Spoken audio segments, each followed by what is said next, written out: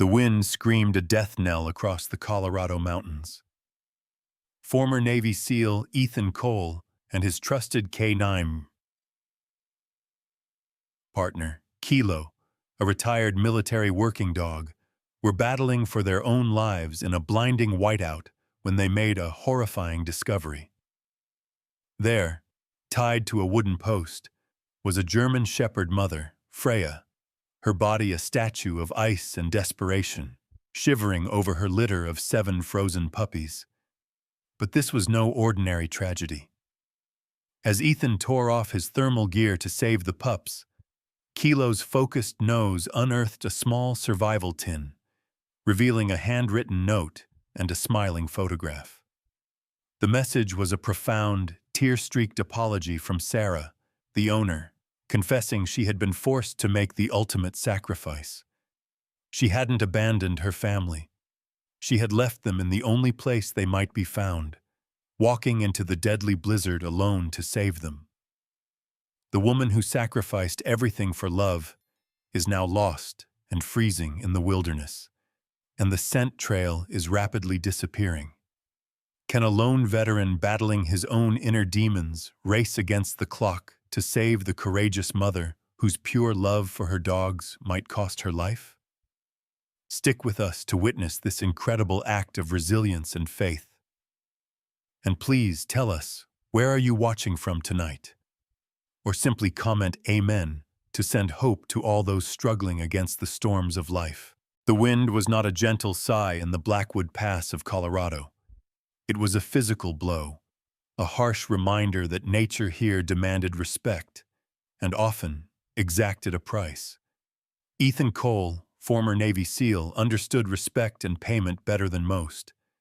He lived off-grid now, his refuge a small, isolated cabin tucked deep in the mountains, a voluntary exile from the noise and chaos that amplified the relentless echoes of his military service.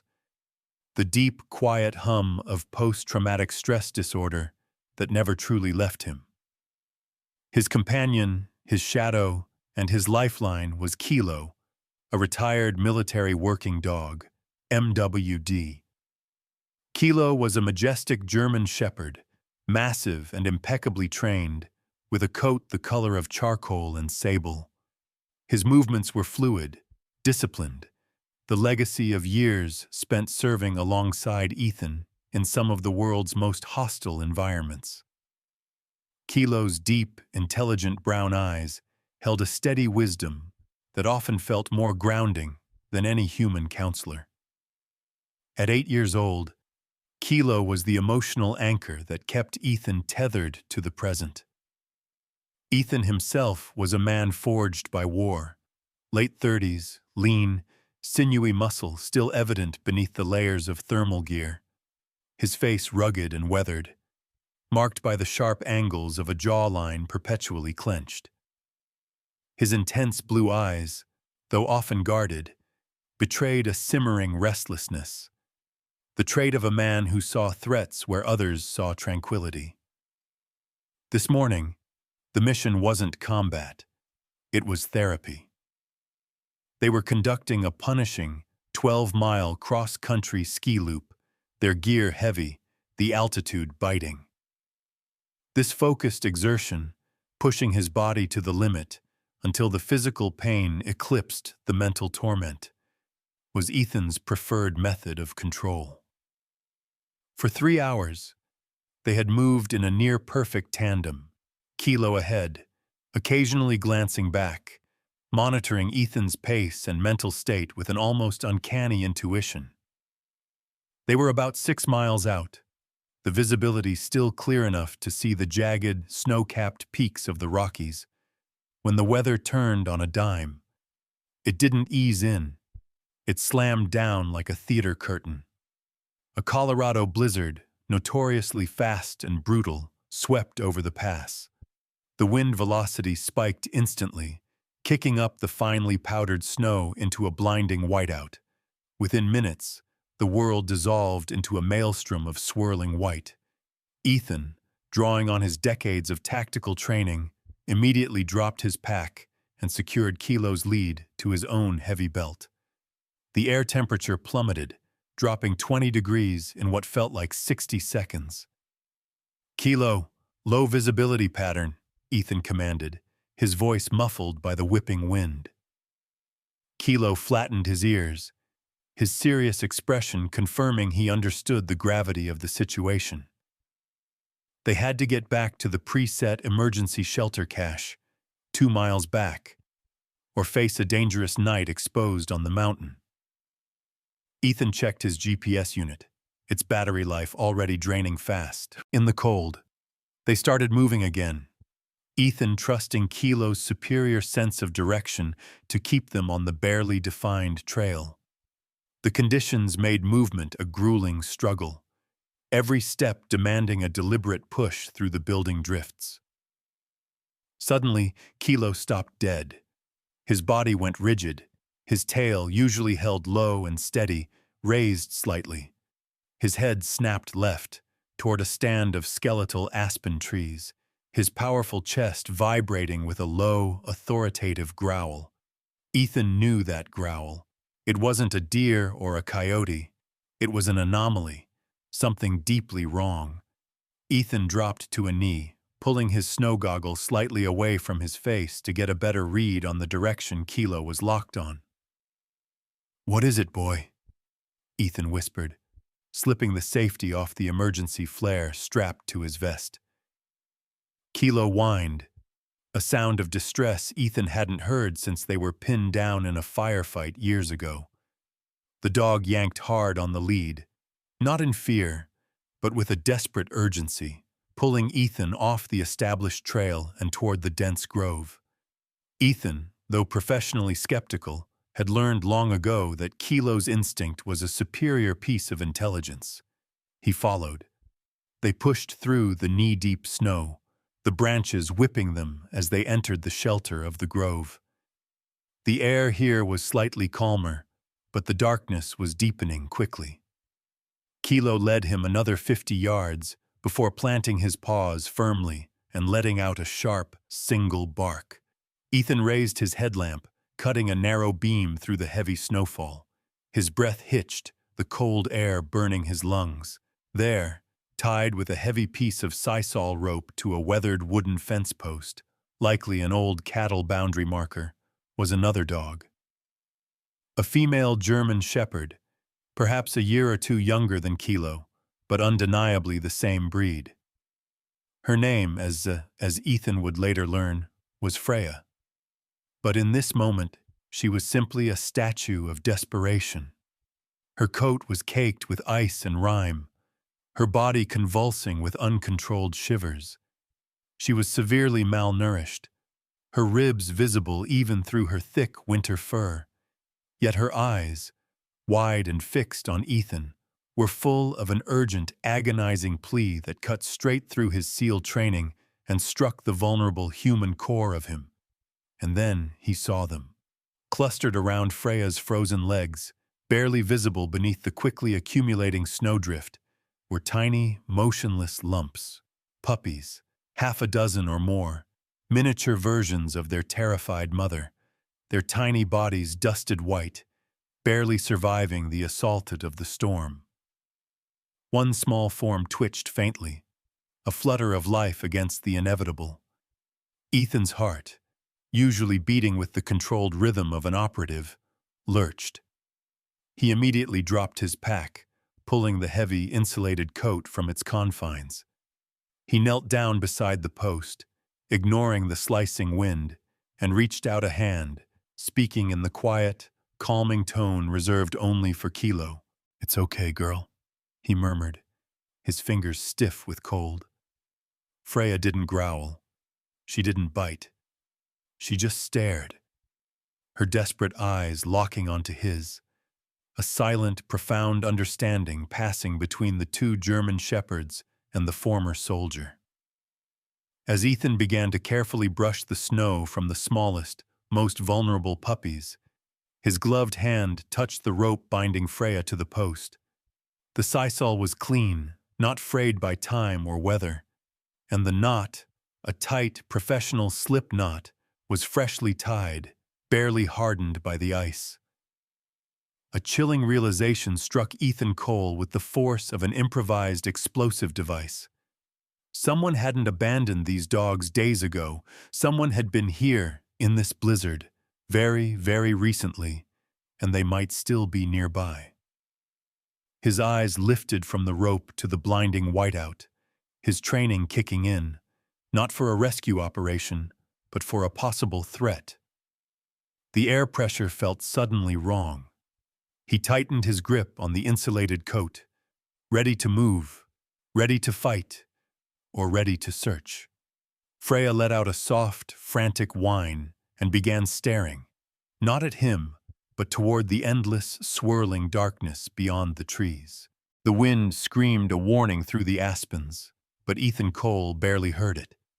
His senses, honed by years in conflict zones, were focused entirely on the immediate tactical problem. The freshly tied sisal rope wasn't just a detail, it was a timestamp. Someone had been here within the last hour, minutes perhaps, battling the same crippling whiteout, and they had been in extremis, forced to make a terrible choice. "Kilo, secure," Ethan murmured, his voice low. Kilo immediately positioned himself between Ethan and the direction Freya was staring, the deep, swirling darkness of the woods, a perfect flank protection, the habit of a combat team.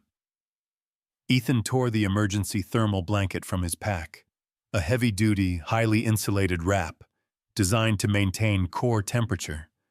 His first priority wasn't to untie Freya, but to stabilize the most critical assets, the puppies. He worked with the controlled speed of a specialist, gently gathering the 6 visible, near-motionless lumps and wrapping them together tightly in the blanket, forming a small, heat-preserving cluster. Freya watched him, her frantic whine dropping to a soft, trusting whimper, as if she understood his cold, calculated efficiency was their only chance. Ethan tucked the cluster of pups into a cavity beneath Freya's chest, giving them the combined warmth of the blanket and their mother. His mind was already running scenarios. The owner had left a living animal tethered, which was a desperate act, not a cruel one. They had fought the storm, likely realized they couldn't carry the dogs, and left them secured where they might be found, sacrificing safety for visibility. They had likely gone for help, or simply collapsed nearby. Ethan pulled out his satellite radio, a small, hardened device essential for communication in the dead zones of Blackwood Pass. He bypassed the usual channels and keyed in the direct frequency for the sheriff's office dispatch. "Blackwood Dispatch, this is Cole, unit designation Echo Delta 7. I have an emergency situation off the main trail near the Old Miller's Ridge boundary marker. Repeat, distress call, possibly human and animal life at risk." Static crackled harshly, but a voice eventually responded, thin and tinny. Ethan concisely reported the location of the tied-up German shepherd and the severe exposure of the puppies.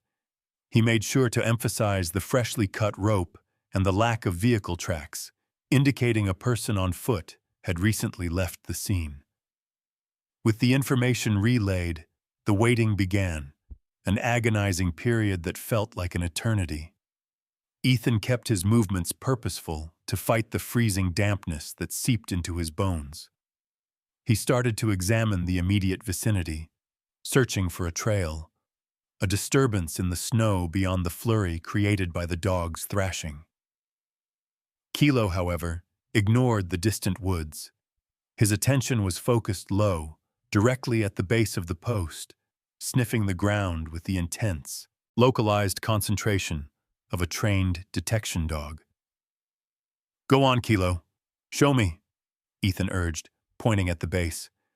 Kilo took the command, his powerful legs working like pistons, digging with a controlled surgical fury. He wasn't just displacing snow, he was excavating. Ethan knelt beside him, brushing away the frozen, compacted layers until his gloved fingers hit something hard and unyielding. It was a small, military-grade survival tin box, roughly the size of a deck of cards, wrapped tightly in a piece of faded, damp canvas. Ethan carefully pried the box open. The tin was meant to be waterproof, but moisture had still permeated. Inside, nestled beneath a small, corroded compass, were two items: a folded photograph and a note written on a small, heavy piece of cardstock. Ethan, shielding the contents from the falling snow with his body, unfolded the note first. The handwriting was shaky, clearly written with numb fingers, but legible. "Save Freya and her pups. Forgive me. I had no choice, please. S." Ethan's throat tightened, a physical sensation that momentarily broke the professional wall he kept around his emotions. This wasn't the signature of a criminal. It was the desperate plea of a victim, a person facing a complete failure of survival. He looked at the photograph. It was a portrait taken in full summer sunlight. A woman, likely in her late 20s or early 30s, smiling brightly. Her face was heart-shaped, framed by long, slightly wavy dark hair, and her skin was lightly tanned, suggesting an active, outdoor life.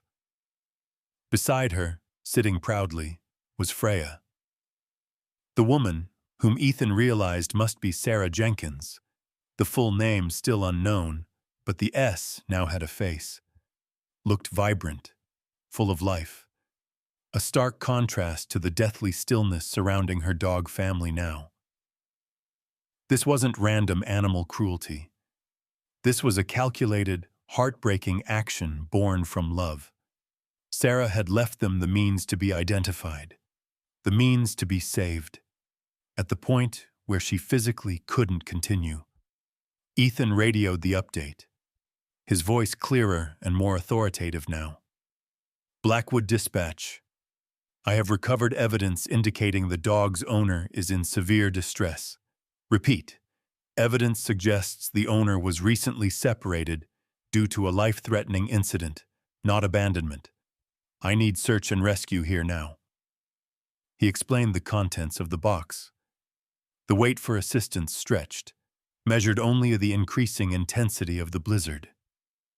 Ethan used the time to set up a small windbreak with his skis and pack, attempting to create a micro-shelter around Freya and her pups. He felt the heavy, distant thump of a helicopter, an immediate sign of serious response. But the whiteout was too thick. They would have to come by ground. After what felt like an hour, but was likely 20 minutes, the distant roar of a powerful engine grew closer, followed by the slicing beam of high-powered, flashing emergency lights, red and blue, strobing wildly through the snow. A heavy-duty sheriff's department vehicle, built for mountain travel, ground to a halt 50 feet away. The driver's side door opened, and a figure emerged. This was Sheriff Deputy Clara Ruiz. She was a study in practical competence, mid-30s, average height, but built with the strong, compact frame of someone who worked hard in a rugged environment. Her face was rounder than Ethan's, framed by dark hair pulled back severely beneath a wide-brimmed hat. Her expression habitually serious, perhaps hardened by years of dealing with the harsh realities of mountain life. She wore a heavy dark green department parka and looked every bit the professional, capable law enforcement officer. Clara took in the scene. The tethered German shepherd, the bundle of pups, the former SEAL standing over them, radio still in hand, his intense eyes gleaming in the reflected lights.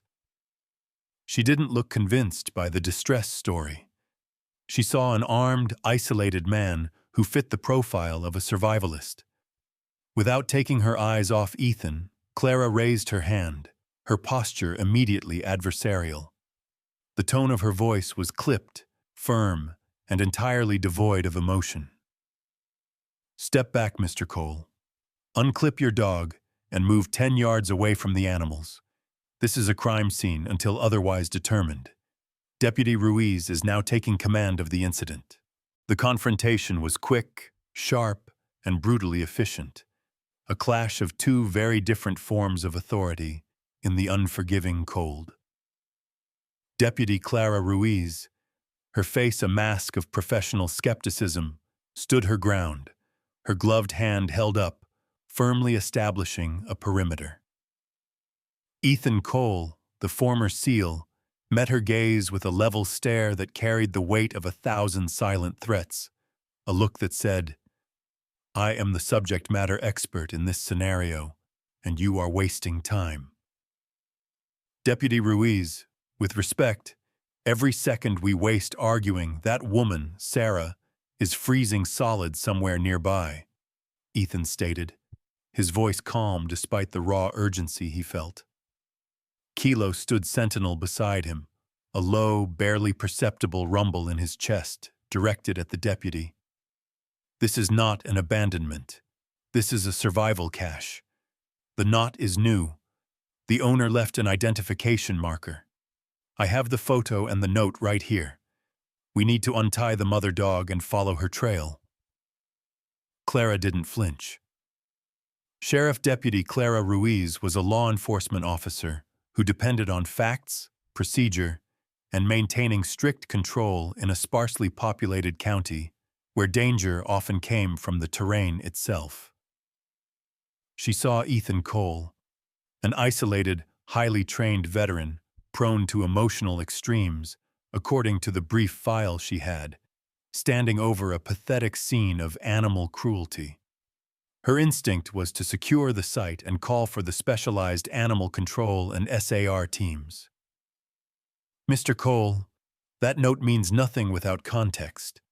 She could be covering her tracks," Clara countered, her breath puffing white.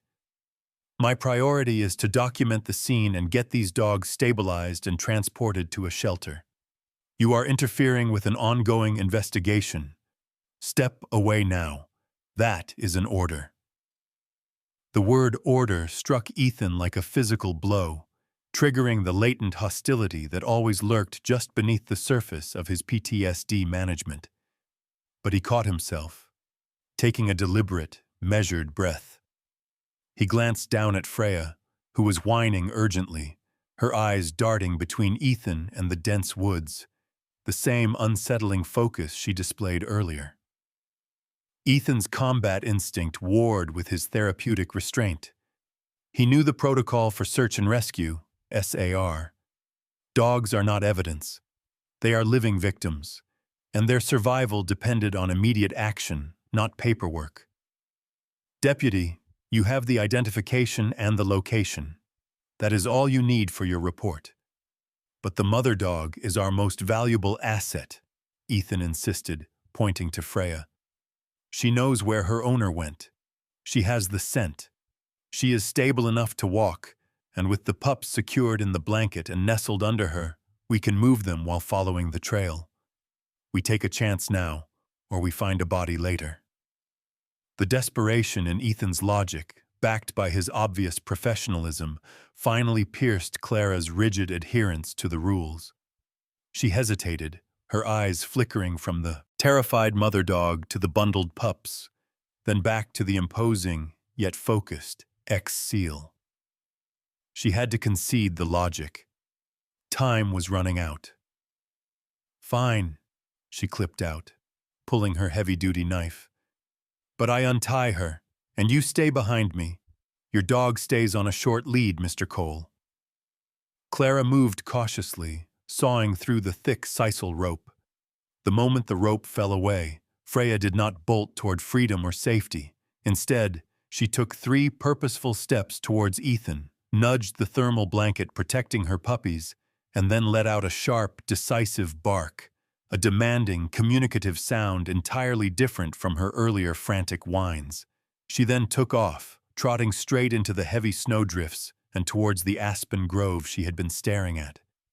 She was moving slowly, not fleeing, but leading. Every 10 yards or so she would stop and look back, ensuring Ethan and Kilo were following. See? Ethan whispered to Clara, who was stunned into momentary silence. She's not running. She's tracking. She's asking for an escort. Ethan quickly clipped Kilo onto a 5-foot lead, his own heart pounding with a mixture of hope and dread. Kilo, sensing the shift in mission status, moved with renewed vigor. As they moved, the two German shepherds, the retired MWD and the determined mother, established a silent, unspoken communication. Kilo would track the barely visible trail left by Freya, offering a reassuring presence just behind her flank, while Freya focused entirely on the scent of her owner, Sarah. Ethan, his seal tracking skills now fully engaged, taught Clara what to look for.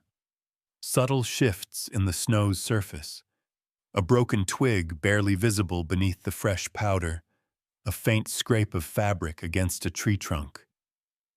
The deep experience of a former special operator was evident in every glance and step. He noted that Freya's trail often deviated from the most direct path, suggesting she was not following a line of sight, but rather a weakening scent line, one that required complex navigation to maintain. They followed the dog's determined pace for nearly a quarter of a mile, pushing past the designated boundary markers and deeper into the unmarked wilderness. Clara, initially suspicious, found herself trusting the sharp instincts of the two dogs and the calculated observations of the former soldier. She saw not a solitary survivalist, but a man executing a critical SAR operation. The trail suddenly ended near a narrow, icy ravine. Freya stopped, her ears up, whining softly. She began to paw frantically at a large, oddly shaped mound of snow half buried in the ditch nearby. Ethan rushed forward, pushing Freya aside gently. He used the edge of his ski to scrape away the fresh snow. Beneath it, clearly visible under the swirling white, was an overturned snowmobile, the kind favored by hunters and trappers in the area. It was wrecked. One ski bent at an impossible angle, the windshield shattered. Freya, ignoring the snowmobile, pushed her face into a small, dark crevice beneath the machine's body, whining intensely. Clara drew her sidearm reflexively, unsure what they would find. Ethan, however, dropped to his knees in the slush, his mind already piecing together the trauma that must have occurred here. This was the source of Sarah's injuries, the reason she couldn't carry her puppies. Using both hands, Ethan strained against the heavy metal frame of the snowmobile, lifting the edge just enough to peer into the narrow gap. The wind shrieked. Lying pressed into the cold, damp earth, barely visible, was a tiny, motionless form. It was another puppy, smaller, weaker, and hidden deliberately by its mother in the only scrap of shelter available. Freya had not left 6 pups at the post. She had left 7, reserving the weakest for the only spot she could think of to hide it from the storm.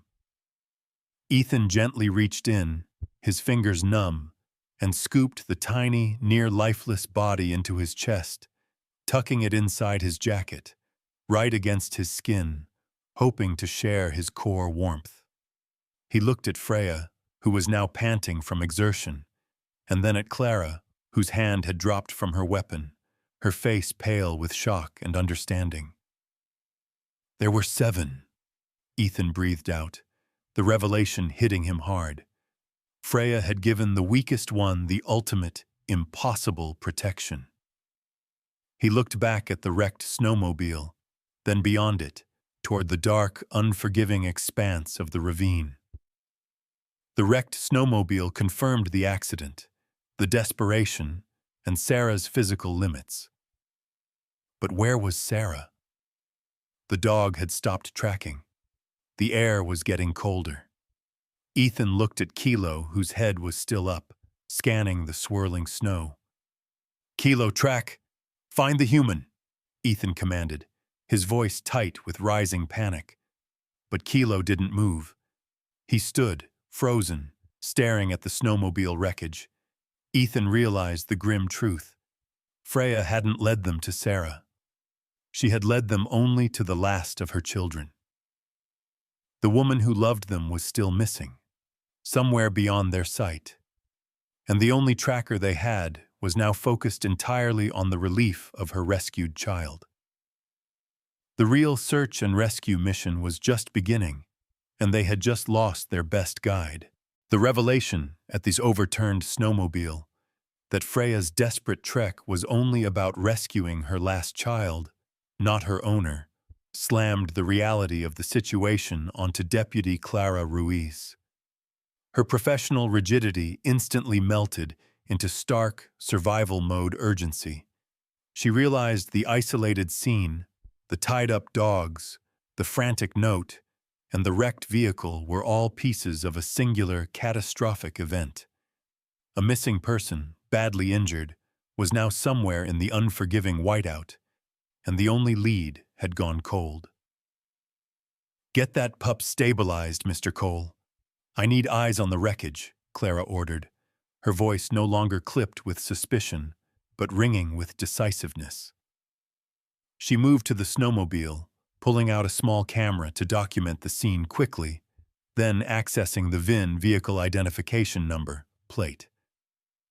She radioed the number back to Blackwood Dispatch, demanding a cross-reference with local and state vehicle registrations, prioritizing any linked missing persons reports. Within minutes, the dispatcher came back, the static-laden voice confirming their worst fears. Sarah Jenkins, late 30s, a registered nurse from Aspen, had been reported missing 72 hours earlier after failing to show up for work. Her vehicle, a small SUV, was found abandoned miles down the main pass road. The snowmobile belonged to her. The photo Ethan found was confirmed to be her ID picture. The initial incident wasn't an accident. It was a desperate gamble to cross the mountain pass before the storm hit, followed by a mechanical failure and a crash. Clara looked at the wreck, then back at the tiny, shivering pup tucked into Ethan's jacket. Sarah Jenkins hadn't abandoned her family. She had been trying to save them, forced to separate at the point of physical collapse. Clara met Ethan's eyes, the trust now implicit and absolute. She didn't make it far. The crash was the trigger. She would have been hypothermic within hours of the tie-down. "We're looking for a body, or someone barely clinging to life." Clara immediately contacted the sheriff, officially upgrading the incident to a full-scale SAR mission, requesting mountain rescue teams, specialized snowcats, and air support for when the storm lifted. But that could be hours away, and Sarah didn't have hours. "We go now," Ethan declared, pulling his pack tighter. "We're the only assets on the ground. Kilo can track. We need to find the scent line before the snow buries it completely." Clara, who valued competence above all else, nodded. "You have the lead, Cole. You and Kilo. I'll handle command and communications, and secure the dogs." She expertly bundled Freya and the 7 pups into the back of her sheriff's SUV, placing them on heating blankets powered by the vehicle, securing Freya's leash to a heavy-duty anchor. She left the engine idling, the flashing lights serving as a visible beacon. Ethan Cole, now designated as the operational expert, shifted into his element. The rigid focus that once made him a deadly operator now made him the perfect searcher. He no longer felt the cold or the exhaustion. His eyes scanned the snow not for threats, but for the invisible pathway of a dying woman. He taught Clara the immediate signs: a break in the snowpack where a person stepped, a depression that might indicate a fall, or the subtle rub mark of a coat against the bark. All clues the heavy snowfall was rapidly erasing.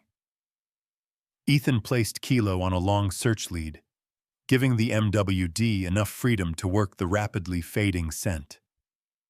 Kilo, understanding the change from "follow the mother" to find the missing human, dipped his massive head, his nostrils flaring. He began to quarter the ground, moving in broad, precise sweeps, the true training of a specialized search dog finally unleashed. He wasn't tracking an animal. He was tracking a complex human signature of fear, blood, likely from the crash, and hypothermia.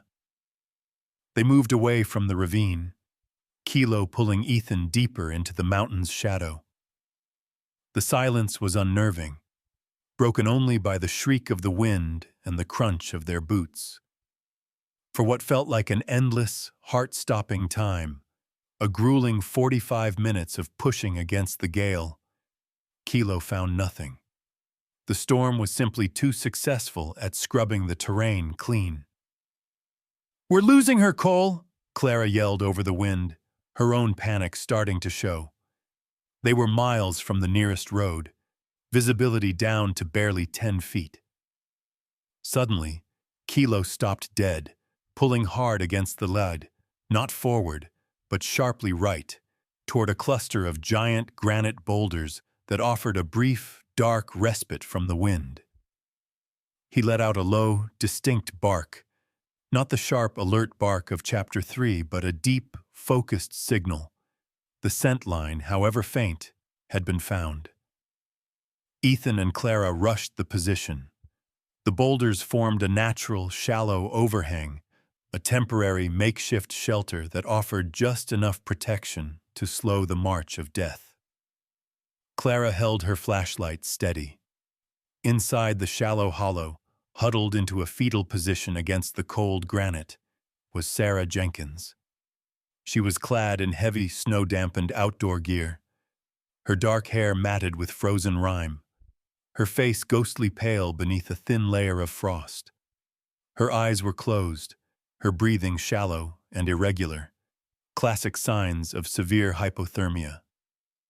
One leg was twisted awkwardly beneath her, confirming a serious injury. Beside her lay a small, makeshift splint fashioned from wood. She had clearly tried to crawl further, but failed. Her strong will had forced her this far, but the mountain had won.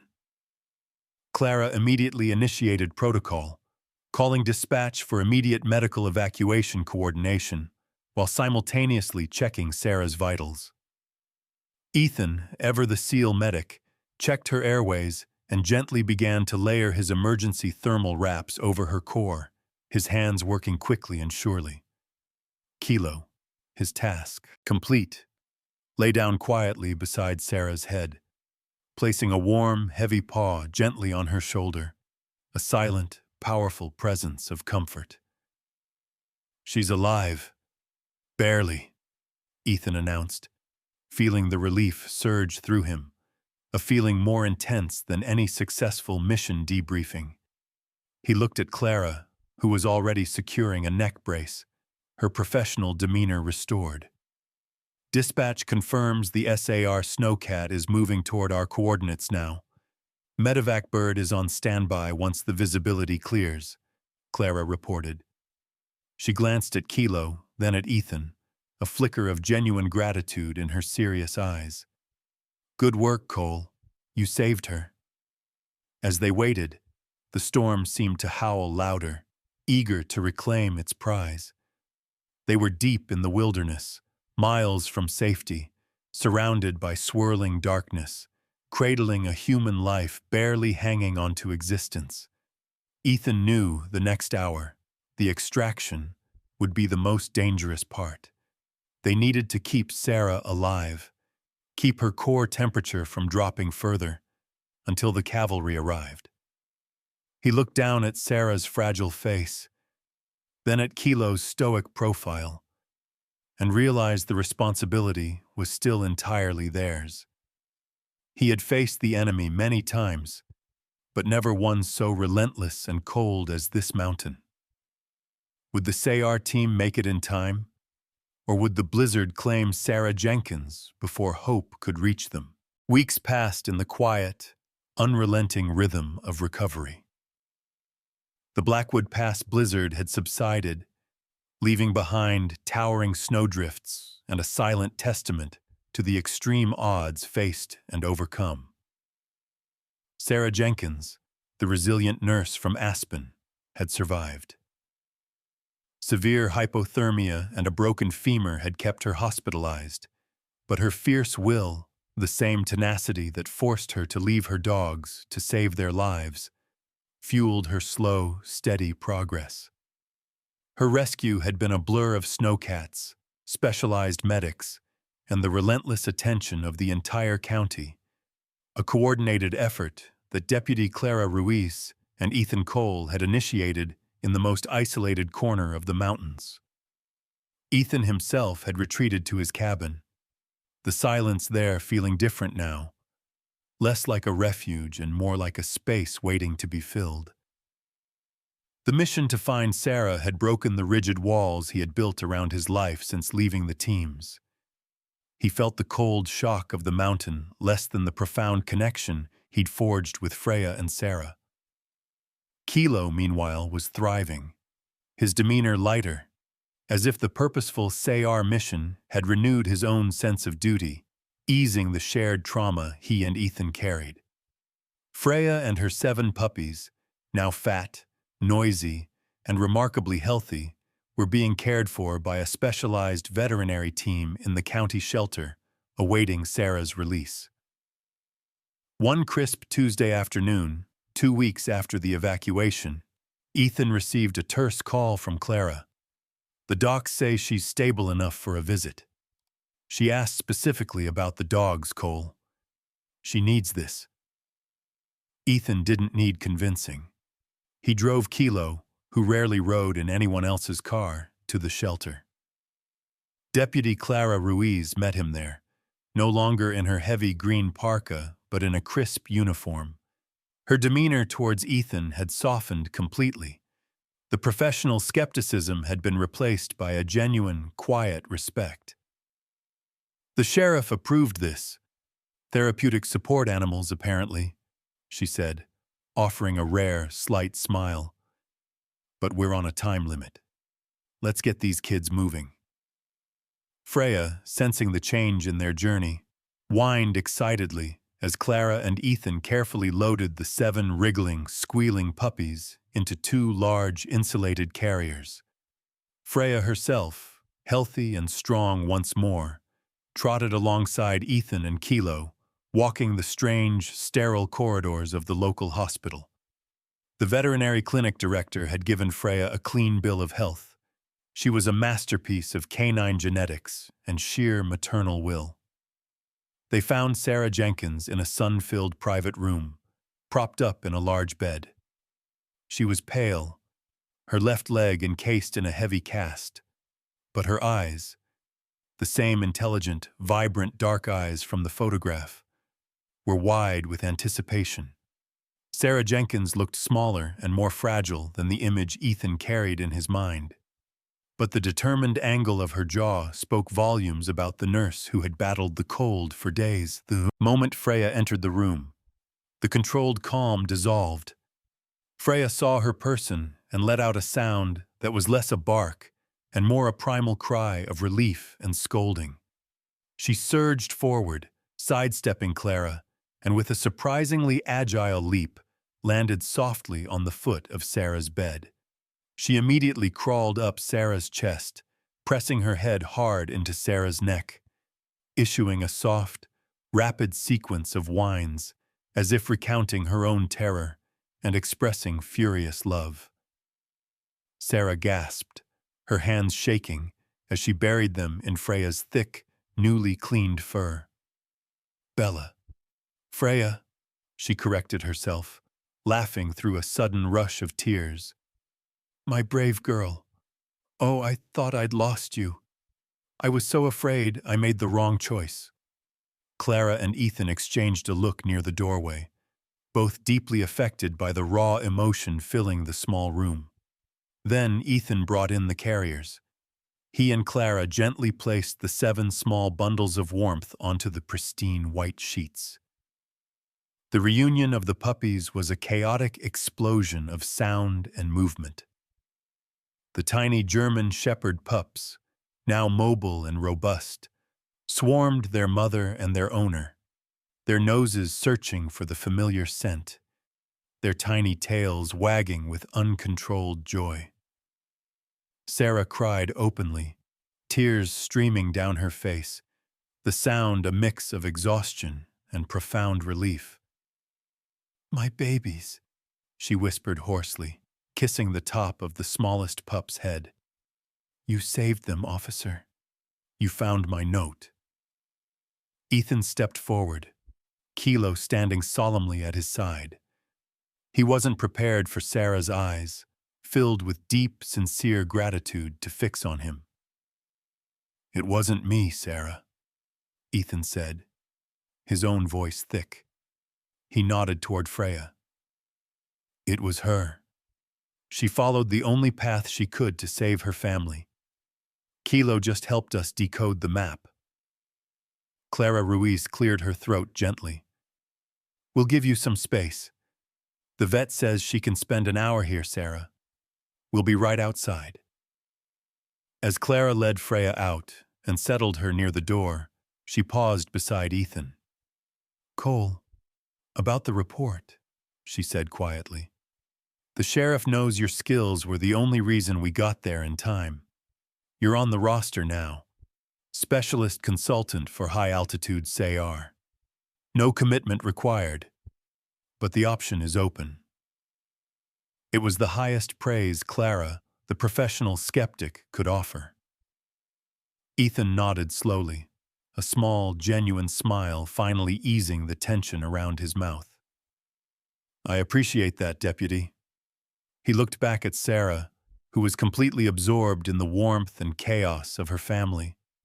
Watching the pure, unadulterated bond, a mother's love that literally defied death, and a woman's faith that was ultimately rewarded, Ethan felt a shift within himself. The deep, heavy dread of his past, the haunting feeling of being perpetually isolated and responsible for disaster, finally seemed to recede. He realized that true strength wasn't just about survival in combat. It was about the vulnerability of choosing connection and the courage to act on faith. He hadn't just saved Sarah and her dogs. He had, in some profound and unspoken way, brought Kilo back into active service, and Kilo, in turn, had rescued him. Walking out of the sterile hospital and into the crisp Colorado air, Ethan Cole felt the warmth of the sun on his face, a warmth he hadn't truly felt since he came home. He looked down at Kilo, who nudged his hand reassuringly.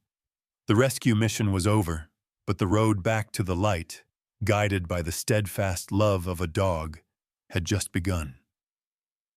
The mountains remained unforgiving, but Ethan was no longer fighting them alone.